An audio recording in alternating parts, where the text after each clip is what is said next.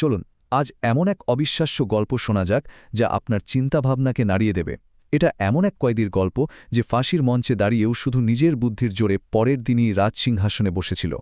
একবার ভাবুন তো, যে মানুষটার কিছুক্ষণ পরেই মৃত্যু হওয়ার কথা, সেই মানুষটাই কি করে পরের দিন সকালে একটা গোটা রাজ্যের সুলতান হয়ে যায়? এটা কি আদৌ সম্ভব? চলুন এই অসম্ভবকে সম্ভব করার পেছনের রোমাঞ্চকর কাহিনীটা আজ জেনে নেওয়া যাক। গল্পের শুরুটাই হচ্ছে একেবারে ফাঁসির মঞ্চ থেকে, যেখানে এক বুদ্ধিমান কয়েদি তার নিশ্চিত মৃত্যুকে একটা অভাবনীয় সুযোগে বদলে ফেলার চেষ্টা করছে। এই গল্পের দুই মূল চরিত্রকে আগে চিনে নেওয়া যাক। একদিকে আছেন রাজা, যিনি আসলে খারাপ লোক নন কিন্তু বেশ বোকা, আর অন্যদিকে আমাদের গল্পের নায়ক, এক মৃত্যুদণ্ডপ্রাপ্ত কয়েদি যে ছিল অসম্ভব বুদ্ধিমান। এখানেই তো শুরু হয় ভাগ্য আর বুদ্ধির আসল খেলা। তো রাজা বেশি কিছু না ভেবেই আগের রাজার দেওয়া ফাঁসির আদেশটা বহাল রাখলেন। হুকুম মতো কয়েদিকে ধরে আনা হলো ফাঁসির মঞ্চে, তার জীবনের প্রদীপ তখন নেবার অপেক্ষায়। কিন্তু ঠিক তখনই গল্পটা একটা মোড় নিল। যখন কয়েদিকে তার শেষ ইচ্ছার কথা জিজ্ঞেস করা হলো, সে এমন এক অদ্ভুত আবদার করে বসল যা কেউ ভাবতেও পারেনি। সে বলল তার ফাঁসির জন্য নাকি সাধারণ ঘোড়া হলে চলবে না, তার জন্য চাই দুটো সেরা জাতের, মানে নসলি ঘোড়া। ভাবা যায় মৃত্যুর আগে এমন একটা আবদার? নৌসলি শব্দটার মানে হল অভিজাত বা খাঁটি বংশের, মানে কয়েদি আসলে চেয়েছিল দুটো বিশুদ্ধ রক্তের সেরা ঘোড়া, আর এটাই ছিল তার পুরো পরিকল্পনার প্রথম চাল। আর এখানেই রাজার বোকামিটা কাজে লেগে গেল কয়েদির। নিজের রাজকীয় সম্মান আর অহংকার বাঁচাতে গিয়ে রাজা ভাবলেন, একটা কয়েদির শেষ ইচ্ছা পূরণ করতে পারব না। তিনি সাথে সাথে রাজি হয়ে গেলেন, আর এর ফলেই ফাঁসিটা একদিনের জন্য পিছিয়ে গেল।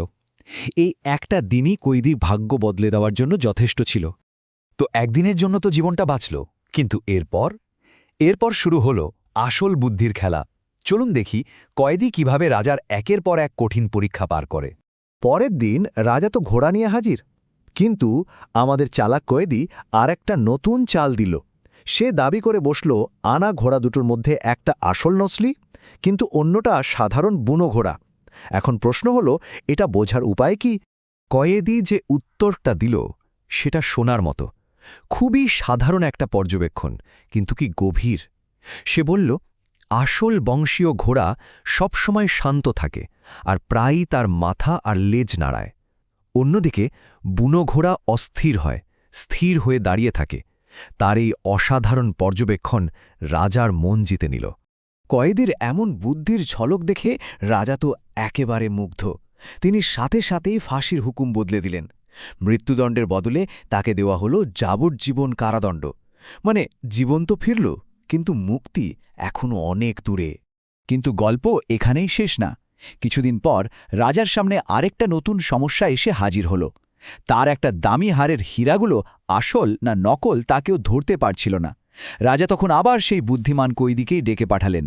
এবার পরীক্ষাটা আরও কঠিন। এবারও দেখুন কয়েদির সমাধানটা কত সহজ কিন্তু কার্যকর। সে শুধু হাড়টাকে নিয়ে কিছুক্ষণের জন্য রোদে রাখল, কারণ আসল হীরা রোদের তাপেও ঠান্ডা থাকে, কিন্তু নকল হীরা বা কাঁচ খুব তাড়াতাড়ি গরম হয়ে যায়। এভাবেই সে এক মুহূর্তে আসল আর নকল আলাদা করে ফেলল। এতক্ষণ তো আমরা কয়েদির বুদ্ধির খেলা দেখলাম, কিন্তু এবার গল্পের সবচেয়ে বড় টুইস্টটা আসতে চলেছে।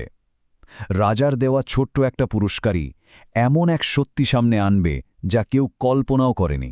কয়েদির এমন অসাধারণ বুদ্ধির পুরস্কার হিসেবে রাজা তাকে কি দিলেন জানেন? মাত্র 5টা রুটি। হ্যাঁ, ঠিকই দেখছেন স্লাইডে, মাত্র 5টা রুটি। আর এই পুরস্কার পেয়েই কয়েদি হতাশ হয়ে এমন একটা কথা বলে বসল যা পুরো রাজদরবারকে কাঁপিয়ে দিল। এই একটা কথাই ছিল গল্পের সবচেয়ে বড় টার্নিং পয়েন্ট। কয়েদির এই একটা কথা, আর তাতেই যেন পুরো রাজ্যের ইতিহাস ওলটপালট হওয়ার জোগাড়। চলুন দেখি এই মন্তব্যের পর কি ঘটল। এই কথা শুনে রাজা তো রেগে আগুন, কিন্তু কয়েদি একটুও ভয় পেল না।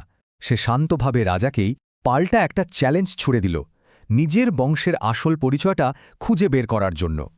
রাজার হুকুমে রাজ্যের সবচেয়ে পুরনো বিশ্বস্ত লোকদের ডাকা হল, আর তখনই বেরিয়ে এলো এক গোপন সত্যি। তারা জানালেন বর্তমান রাজার বাবা আসলে কোনো রাজবংশের ছিলেন না, তিনি ছিলেন একজন সাধারণ রুটিওয়ালা, যিনি নিজের বীরত্ব দিয়ে রাজত্ব পেয়েছিলেন। আর ঠিক সেই মুহূর্তে কয়েদি তার আসল পরিচয়টা সবার সামনে আনল। সে আসলে কোনো সাধারণ অপরাধী নয়, বরং সেই আসল রাজবংশের হারিয়ে যাওয়া উত্তরাধিকারী, যাকে ভয় পেয়ে রাজার বাবা কারাগারে বন্দী করে রেখেছিলেন। গল্পের একেবারে শেষ পর্যায়ে এসে আমরা দেখব শেষ পর্যন্ত কিভাবে সত্য আর প্রজ্ঞারই জয় হয়। নিজের আসল পরিচয় আর কয়েদির প্রতি করা অন্যায়টা জানার পর সেই রুটিওয়ালার ছেলে অর্থাৎ বর্তমান রাজা আর এক মুহূর্ত দেরি করলেন না।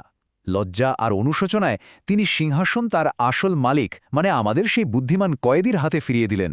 এই অবিশ্বাস্য গল্পটা আমাদের অনেক কিছু শেখায়, যেমন আভিজাত্য রক্তে নয়, বুদ্ধি আর চরিত্রে থাকে। নিজের ওপর বিশ্বাস থাকলে ভাগ্যকে বদলানো যায়, এমনকি ফাঁসির মঞ্চ থেকেও। আর সবচেয়ে বড় কথা হল জ্ঞান আর প্রজ্ঞাই আসল শক্তি, যা একজন সাধারণ কয়েদিকেও সত্যিকারের সুলতান করে তুলতে পারে। তো এই পুরো কাহিনীটা শোনার পর একটা প্রশ্ন কিন্তু থেকেই যায়, একজন শাসকের আসল যোগ্যতা কী হওয়া উচিত, তার জন্মগত অধিকার নাকি তার জ্ঞান ও প্রজ্ঞা? উত্তরটা আপনারাই ভাববেন।